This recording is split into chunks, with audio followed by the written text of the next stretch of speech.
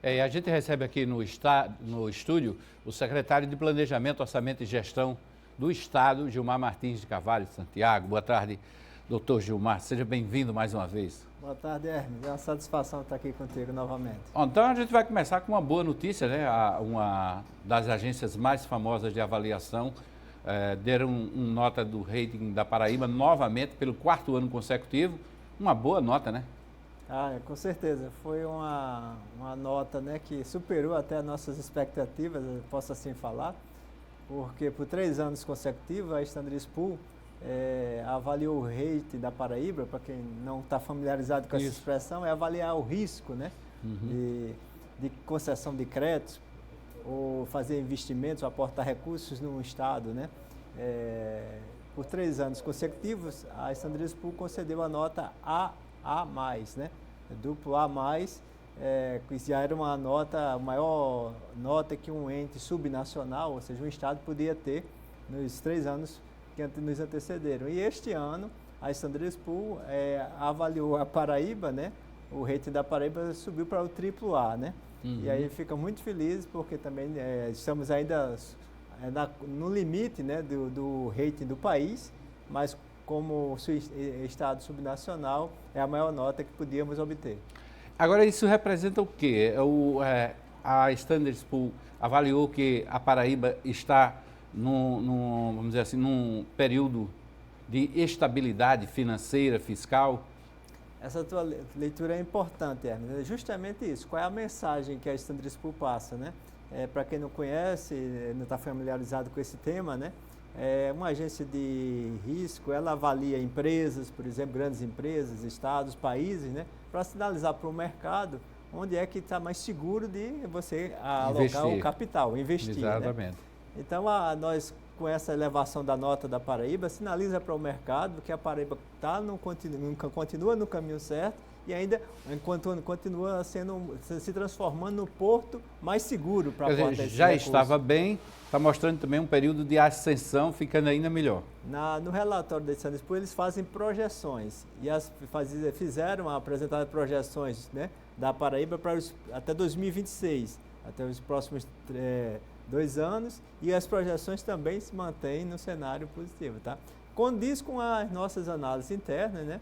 Isso é muito bom, sinaliza que, por exemplo, o endividamento da Paraíba, né, é baixo, a Paraíba tem feito poupança corrente, e é notório para quem conhece o Estado, esses investimentos estão sendo, esses recursos, né, essa poupança corrente, está sendo direcionada para investimentos em infraestrutura que estão necessários para o desenvolvimento, né, socioeconômico do Estado. Aqui eu posso dar, por exemplo, o tão sonhado Arco Metropolitano de João Pessoa, né, 180 milhões, e a Ponte do Futuro, anunciada também pelo governador, quase 600 milhões de reais. Isso tudo é possível de se realizar por conta dessa gestão fiscal que possibilita esses avanços. Essa avaliação de risco é feita sobre gestão pública, né? Mas não deixa ser, por exemplo, impactar diretamente a gestão privada, né? Porque a partir dessa análise de risco, as empresas têm mais segurança de chegar num estado como a Paraíba.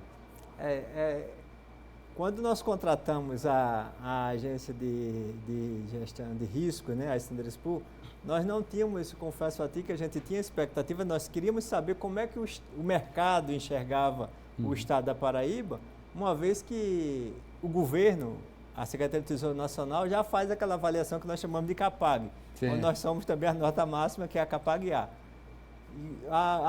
O Standard Poor's faz a leitura de mercado. Então, quando ela sinaliza nesse sentido, por exemplo, para o Estado da Paraíba contratar uma operação de crédito, um empréstimo, né? Sim. As taxas de juros sempre são mais competitivas para a Paraíba. Por conta que não é a Paraíba que está dizendo. Tem um menor risco. Tem um menor risco, não é a Paraíba que está dizendo. É uma agência, né, mundial, ela está dizendo para o mercado, vale-se dizer que esses relatórios da Standard Poor's são disponibilizados para o mundo, não é local, é um relatório que é disponibilizado mundialmente, tá? Então todo mundo está sabendo que tem um estado no Brasil chamado Paraíba que o risco é baixíssimo. Então a gente consegue contratar operações de crédito a um serviço da dívida menor. Isso é um exemplo. Outro, quando você coloca, para completar, é a questão do ambiente a segurança do ambiente de negócio, né? Você é um investidor, você vai instalar uma empresa, né? vai colocar uma central de distribuição ou qualquer outro, vai colocar um hotel, por exemplo, a gente pode também caminhar nessa direção. Você vai buscar um ambiente de negócio que lhe favoreça, né, desenvolver aquela atividade econômica que você pretende, tá? Então esse relatório sinaliza tudo isso para o mercado, sem contar fornecedores, tranquilidade para servidores públicos, né? A relação institucional com poderes, tudo isso é facilitado por conta desse ambiente. Quais os pontos avaliados assim numa projeção que a Standard & Poor's faz como essa para Paraíba? Capacidade financeira, endividamento, fundo de reserva, pagamento de previdência, isso tudo entra nessa conta? Você já disse, talvez que eu acho que você conhece bem do tema, tá? Você já falou quase tudo. Eles fazem anualmente, eles vêm ao Estado, tá? Vêm especialistas da agência, né, ao Estado, marcam uma reunião conosco e eles dizem o tema que querem discutir naquele momento. Mas eles fazem uma avaliação ao longo de todo o ano. Esse encontro é uma vez por ano, para finalizar o relatório.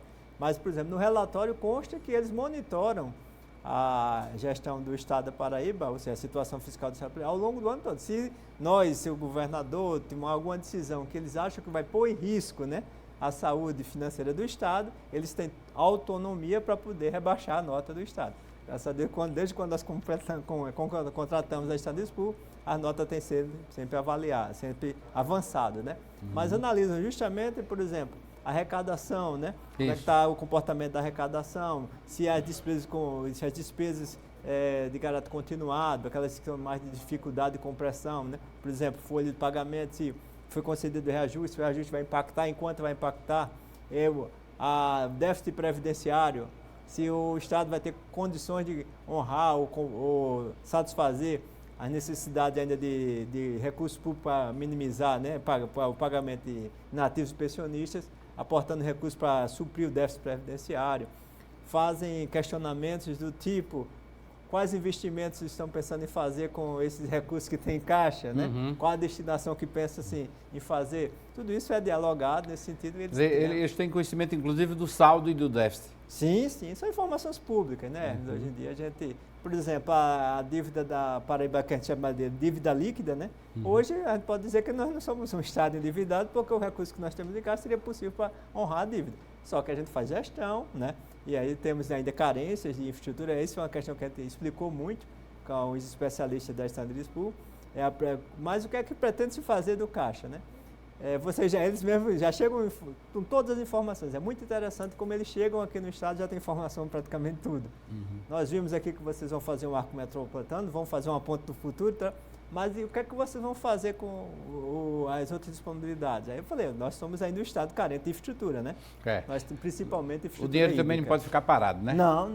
Ele ele tem a destinação, o que eles têm atestado positivamente a gestão é que nós temos feito uso da poupança que temos gerado para resolver problemas já de alguns anos, né, problemas de muitos anos nesse estado, de infraestrutura. Certo. Tá? Por exemplo, Porto de Cabedelo, a gente resolvemos a questão da dragagem, né, tão falada, dragagem de acesso a Porto de Cabedelo. Fizemos essa obra, o arco metropolitano está já em execução, o ponto futuro edital já foi lançado, né? E temos muita coisa para fazer ainda, viu? O marco legal de saneamento, ele ainda está dentro das metas do governo? Sim. É um outro grande desafio, né? É um outro grande desafio que aí a gente vai precisar da iniciativa privada, né? A gente está estudando, modelando uma parceria público-privada, tá? Já estamos numa fase mais avançada do processo. Porque nós sabemos que quando a gente começa a falar dos desafios de infraestrutura que ainda temos, a disponibilidade de caixa que tem não é suficiente. Sim. Então a gente precisa atrair o capital privado, né? E essa ambiência de negócio, né, satisfatória, isso também facilita, tá? Estamos no processo adiantado, longe, quando a gente fala de PPP, eu sempre esclareço, né, que nenhum dos aí significa privatização, né? Não, parceria público-privada, né? Tá? Então, nós estamos aí fazendo uma modelagem junto com o BNDES para lançar um edital, acho que ainda esse ano a gente consegue mais tardar início do próximo, para atrair a iniciativa privada para nos ajudar a auxiliar o Estado, auxiliar a CAGEPA nesse processo de universalização da rede de esgotamento sanitário. A água já é um desafio, a equação já está mais bem desenhada, o saneamento a gente tem um desafio maior. Ok. Vamos fazer uma pausa rapidinho, a gente volta nessa entrevista com Gilmar Martins, que é o secretário de Planejamento, Orçamento e Gestão aqui do Governo do Estado.